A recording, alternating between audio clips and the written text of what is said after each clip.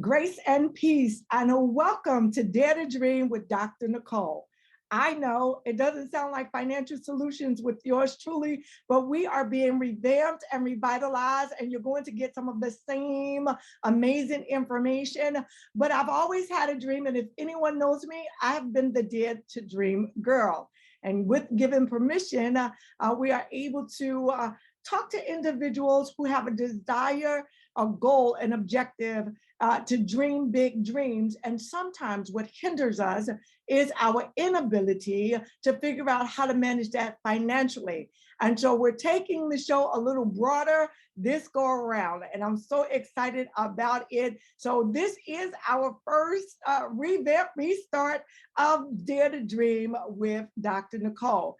And today, who else better to kick it off with than a very dear friend of mine who has stood the test of time and understood what dreaming big dreams are like for me. I want to introduce to all of you none other than Rev Herb Thomas, who has been a co-host to me when I was hosting The Power of Gospel. And oftentimes on a Sunday night, we would talk about dreaming big dreams and how do we manage those things financially, which is what led me to wanting to have this conversation today, because we have always been somewhat transparent about our journey and our lives overall. And so for the record, for the audience, Reverend Herb, please introduce yourself to the Dare to Dream audience.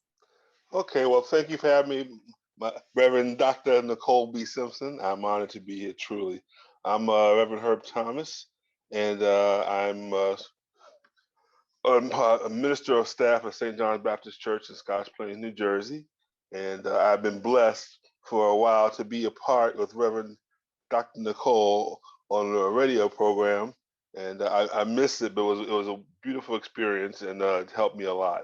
And currently, I'm entering my final leg of my doctoral program at United Theological Seminary in Dayton, Ohio.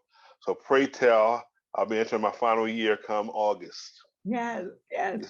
And this is a part of the dreams. One of the reasons why I wanted to have a conversation with you is that we were on the air during COVID. And so we know that tumultuous times economically hit households in major, major ways. And we had always been advocates for preparing for the unknown in advance. But COVID impacted you and your family in a direct way. Please share and tell us a little bit about that. Okay, yes, actually, it's two years ago. Last week, I had suffered a pretty devastating stroke.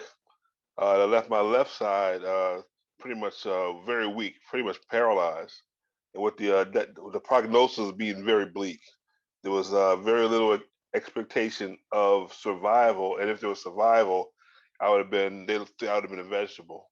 But 2 weeks later, God blessed me to walk out of the hospital under the aid of a cane, and as I was recovering from that, 2 months later, I had another stroke. So all the progress I had made, was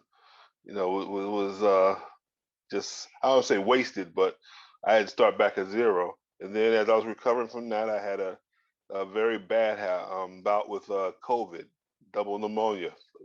So within 6 months, I'd gone through the gamut. And Right. with the COVID, there was literally no expectation of survival. I had doctors literally had given up on me. They're like, there's no way you'll survive this. But here I am, 2 years later. And as a result, I had to take time off of my doctorate and, to recuperate. And so for the past 2 years, I've been just working on me. And that's one of the things that we would oftentimes talk about, when given the opportunity, what would life look like? And so I always ask the question, if money were not an issue, what would you be doing with your life? And so life happened to you in a major way in the last 2 years, and it gives you the space and the opportunity to think about it. And so that's really the level of conversation, because you've had a couple of stop and starts at this stage, being mature in your life. How was that experience? Well, actually, even after that COVID, I had another stroke, and then I had shingles. So I've been through a couple things, and with that stop and start, it does a lot, to your mind. to your thinking. And but as a result, I changed my doctoral project to deal with Black men and the impact of trauma and grief with Black men, more specifically Black clergy. And so I've been working on that for like literally the last 6 months. And so it's helped me to be able to answer your question. What I've been looking for moving forward is trying to create a platform in an arena to give Black males a chance or to really to heal, because we suffer in silence. I mean, I know I did until I decided to really do something about it. And I got a psychologist with the best gift I ever did for myself. But I'm finding out as I'm doing my project, there are a lot of us, especially clergy, Black male clergy, who suffer in silence. You know, we're like the poet Parlance Dunbar's poem, "We Wear the Mask." Right. You know, we smile, but we're hurting. And the worst thing you can do is try to heal people when you're hurting. But we don't have we don't take advantage of the platforms available to support one another and to really begin to heal. And so, in answer to your question, I'm looking and praying for ways to create a format to get to allow my colleagues to be able to voice their hurts. And you know, 'cause what I've learned is no one really asks how you're doing. Right. You know, they'll ask the question how you doing, but they don't stick around long enough to answer the question, to ask, you know, for you to hear the answer. And when that happened, I had a friend of mine one time that called me, and she said to me, "How are you doing?" And you know, I gave the standard answer, and she said, "No, you're not. You've had 3 strokes, COVID. You almost died. How are you doing?" Right. For the first time, I actually heard the question differently. And so it's like I've learned to stop and hear the words. You know, words mean a lot more to me now than they had before. You know, and so trying to really be in that arena to hear the words. You know, when I walk into the hospital, I see my doctors who will apologize that they gave up on me, Right. and they look at me and they say, "I'm a miracle." I stop to look. What does that word really mean? You know, not be so superficial, but really own that word. If I'm a miracle, what does that look like? And so, you know, just trying to create an idea, a platform to be heard. And I want to stick there with your thesis overall, dealing with Black male clergy and the challenges that they've endured for the last several years. Many of them have walked away. Their finances have become more erratic with churches being Yes. shut down. They have taken on jobs that they would have never thought that they've had to take on.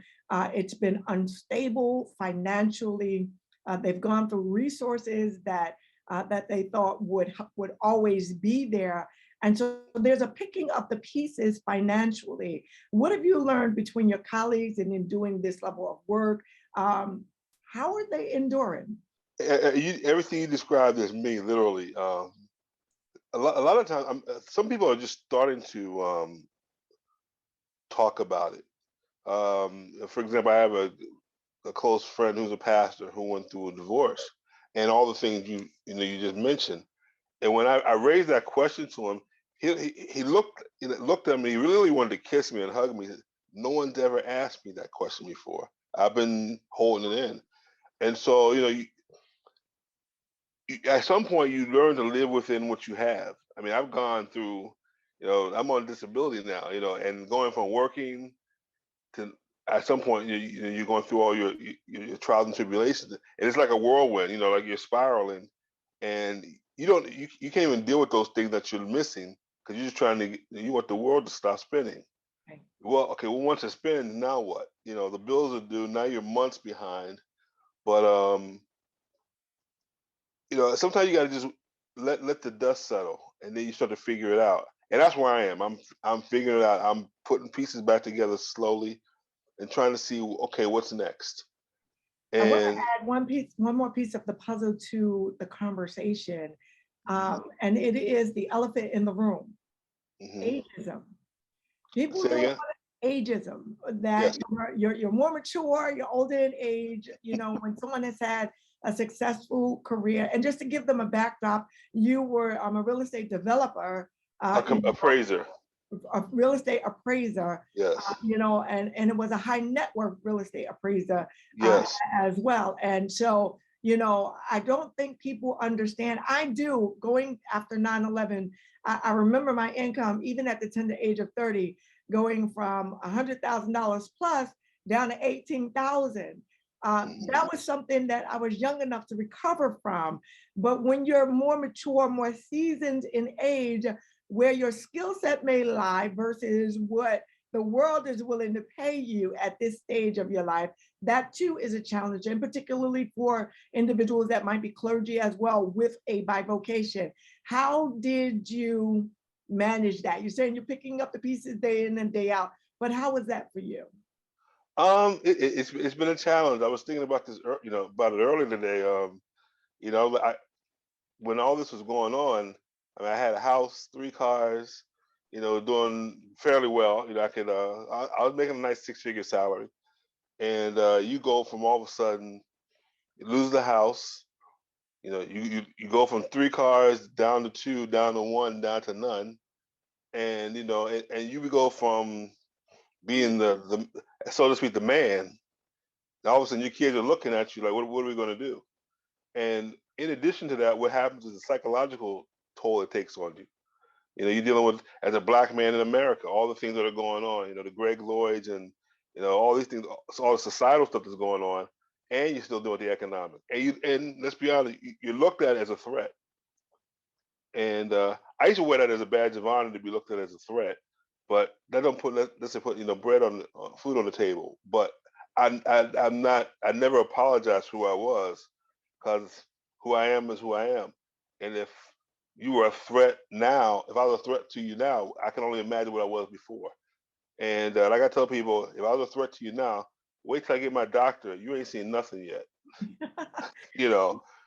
And so you begin to, when you go through this thing, you start to really, if you take the time, you start to really discover who you are. You start to really discover you learn things about yourself you didn't know. And you start to slow down and it's like, wait a minute, let me really take a breath here. Let me look at who I am. And what I had to do was I had to go back to my youth, my childhood, and reach out to friends who've known me all my life and begin to talk to them about me. And so I had to rediscover myself. I thank God I went into counseling. I have a wonderful counselor who I needed someone to see what I couldn't see at that time. That's part of putting the pieces back together. It's painful, but it's necessary. It makes you stronger in the end. And so that's what I've been working on, working on me. And it's been a hard journey, but it's been a wonderful journey. I want to stay there because I think that you're helping a lot of people today, and particularly clergy pastors and a lot of our friends in that regard.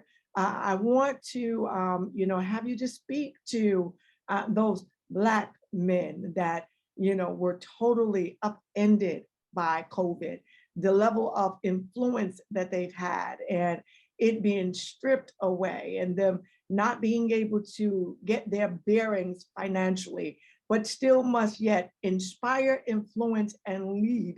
What would you say to them in today's day and age? Post-COVID, where we are in 2022, how do they continue to dream? How do they continue to pick up the pieces and move forward in their life? The Bible says, be still and know that I am God. And at some point, I tell people, there comes my grandmother used to always say when I was a kid, and I never understood it until I got older. There's going to come a time in your life you're going to have to find God for yourself. You're going to find out that God is who He says He is and can do what He says He can do. And you think you know it. You think you go to seminary. You preaching, you're pastoring. You think you know it, but until you get struck down and you're going through things, and you still got to, and God will still ask you, with all that you're going through, am I still good? And am I still God? And you have to be honest with yourself. And I went through my struggle with God. I had to tell him, I'm having trust issues. I'm having trust issues. Trust issues with you, God. Yeah, like I wish we would be honest and say it. Right. And I had to do that. And when in my prayer time, God said to me, now that you stop lying to me, let's put the pieces back together. And I've discovered a God that I never knew before.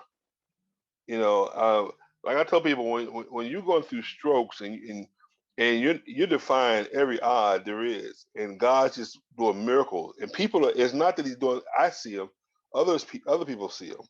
I was I was walking down the hospital the other day going to a doctor's appointment, and I saw one of my nurses, and she's just loud, boisterous Jamaican lady. I love her dearly, and she called me Herbie. She said she see me walking out. She said, "Is that you?" And I said, "Yes, that's me." And she said, "I thought you died." She said, as bad as it was, she said, I went home one day, I came back, you were gone the next day. And she said, I thought you died. She said, I didn't want to ask anybody. She said, but 2 years later, I see you. And she said, you're like a dead man walking. I just see the whole experience through her eyes. This is a woman who took care of me every day. And when I began to see it through her eyes, I'm like, wait, I mean, I'm seeing God in a different way, you know? I'm like, focus gave up on you. But what I've learned is that, and the funny thing, and I was sharing with someone today, when sometimes you're going through things, you're literally alone. You mean, not everybody calls to see how you're doing. I mean, that's just the reality. Not everybody. There's some, and I've shared. We've had this conversation before. Like when with your graduation class in seminary, you all keep in touch with each other, and I admire that. I've said that to you. I admire it, and you need people to stand by you. There were times I didn't have it, and you find, and I've talked to other male pastors. What's interesting is some people find out I was sick 2 years later.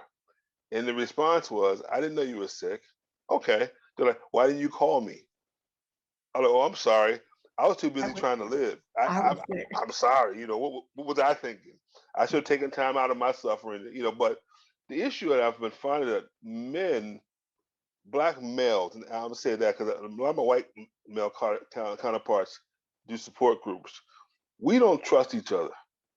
Because we carry a lot of weight. Let's just be as black men, we carry a lot of societal weight, and it's hard to cry on someone's shoulders and not be looked at as being weak.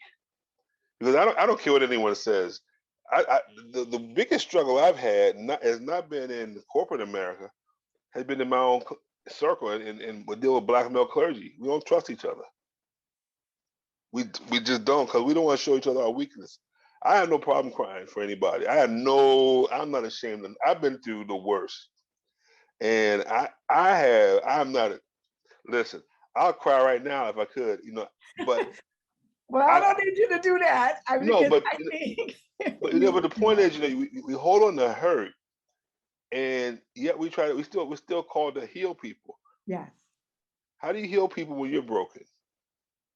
Well, actually, that's one of the things that, I think is a great opportunity to close on. One of the questions that I asked you, and I'm so glad that you're able, to go on this journey with me, is if money weren't an issue, what would you be doing with your life? And so I want to answer that question for you. I know a little bit about you, to our audience, as previously stated. There's some information that I have privilege to. So whenever I give guidance or direction or advice, it's predicated upon the total story. You were just able to hear Reverend Herb's, his life narrative just a little bit. But here's the thing that I want to encourage you, and I'm going to broaden it out to other pastors as well, just predicated upon how it is interactive with your life purpose moving forward. And so if money were not an issue, what you would be doing with your life is helping other Black male clergy find their balance or their zen in life, to know that they don't have to be strong enough to handle everything in their own lives, that there is a network or a community of people. What I certainly believe that God gives each one of us a talent, at least one. And so the one thing that I've said to you specifically over the years, and I want to encourage other pastors to consider the same, is that there's too much wealth and breadth of knowledge and information and expertise that you have in your life to limit yourself to working for any one somebody. And so, one thing that I've learned in dreaming big dreams is that when we trust God financially in the area of our resources with the anointing and the talents that He has given to us, what He does is He breaks it and He allows it to provide enough for us. And so, just standing in your shoes, you need to do independent consultations. You need to advocate and be that individual that is a consultant, and not just a consultant in the clergy arena where you're getting your doctoral services, but other individuals understand the depth of what it is that you do from an appraisal perspective. And other pastors hear me as well. Your life is not centered around exclusively preaching the gospel. Absolutely. There comes a period of time where we all got to go back to the book, the good book, and recognize that Paul never hindered or gave up the ability to preach the gospel. But Paul recognized that when he was preaching the gospel, sometimes he had to make a text. Absolutely. And so that's the area in which provision, financial provision, can be managed. And I speak to individuals all the time. I've watched God move not only in my life. Both of us have been rooted in trauma and some experiences that we've endured, different indeed. But I'm a living witness that God has allowed me to do a part-time assignment vocationally and have a full-time income that does not impede my ability to dream big dreams. And so I want to encourage you to continue to go forward. And I've always told you, and I say this to everyone, when you're dreaming, God does not negate the resources that are necessary for you to dream big dreams.